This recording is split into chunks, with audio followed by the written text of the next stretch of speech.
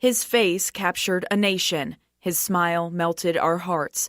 His photo, shared across the country as a desperate search to find him, unfolded. We've learned that Maddox Ritch is autistic and he's nonverbal, and we're going on about 10 hours since he was last seen. It was September 22nd, 2018, a Saturday afternoon.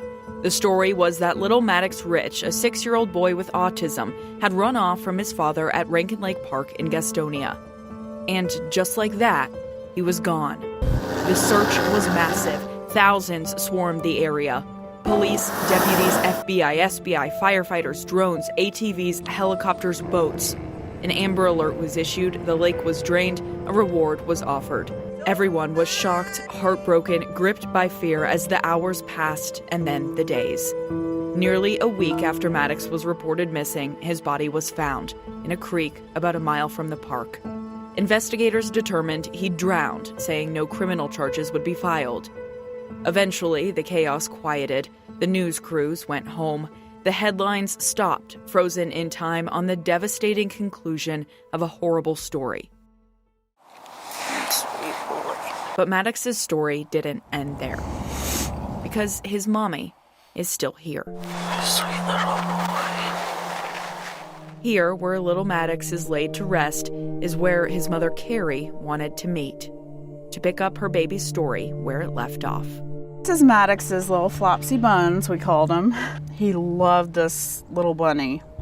Every time I look at it, I think of him holding it and holding it by the ear and biting on it, and just all the amazing memories. Thinking about my precious little boy is what gets me through it all. Carrie, of course, remembers every moment of the living nightmare when her only child, her baby, disappeared. To this day, it's heart-wrenching. The stories kept changing. He was over by the water, he was over by the parking lot. It it escalated, and no one really knew where Maddox could have been or what direction he could have gone. Like, could Maddox be still in the woods? Could have somebody abducted him? Could somebody have done worse to him? It was the longest 6 days of my life. We're standing in faith, God. She fondly remembers the outpouring of love from the community, the tireless dedication of the search teams. She also remembers the conspiracy theories, the rumors, and harsh judgments. People who wanted to know how a little boy could just vanish on his father's watch. The whole time, did you always believe that this was just an accident, that he just ran away and this just happened? Deep down in my heart, I think that my ex-husband just wasn't paying attention. Maddox ran off, and by the time they noticed, it was too late.